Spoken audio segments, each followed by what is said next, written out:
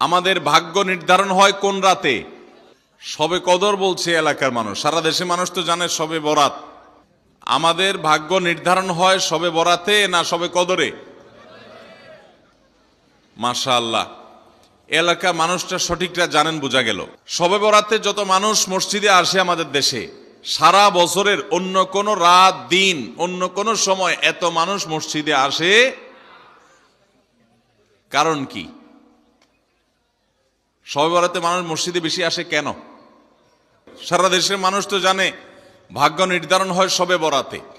ভাইরা আমার, কোরআনে হাকিমে সূরা দুখানের 3 এবং 4 নম্বর আয়াত যদি আপনি দেখেন, আল্লাহ রাব্বুল আলামিন ইরশাদ করেছেন, ইন্না আনজালনাহু ফি লাইলাতিন মুবারাকাহ ইন্না কুন্না মুনজিলিন ফিহা ইউফরাকু কুল্লু আমরিন হাকিম।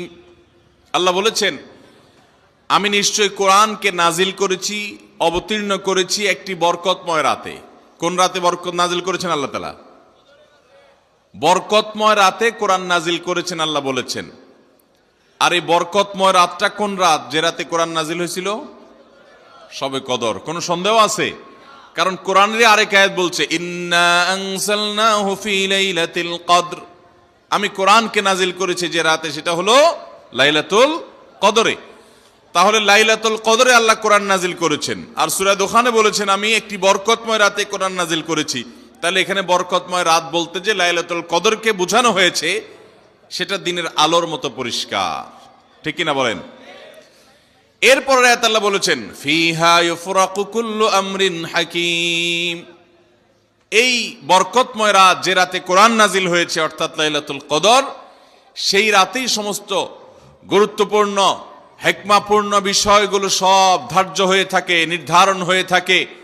এই আয়াতের আলোকে বোঝা যায় মানুষের ভাগ্য সারা বছরের যেটি লিপিবদ্ধ হওয়ার কথা, সারা বছরের যে বাজেট হওয়ার কথা, সেটা হয়ে থাকে লাইলাতুল কদরে, শবে কদরে। মধ্য শাবানের রাত, এ রাতে আল্লাহ তাআলা মানুষকে সাধারণ ক্ষমা ঘোষণা করেন।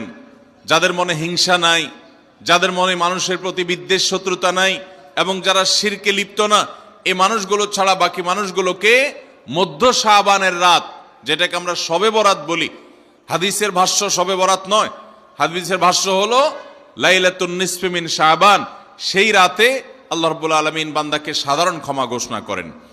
এটা একটা ভিন্ন বিষয়, কিন্তু বছরের সবচেয়ে শ্রেষ্ঠ রাত হলো লাইলাতুল কদর, যেই রাতে আল্লাহ তাআলা বান্দার ভাগ্য ঠিক করেন। এই রাতে যে ভাগ্য আল্লাহ নির্ধারণ করে থাকে,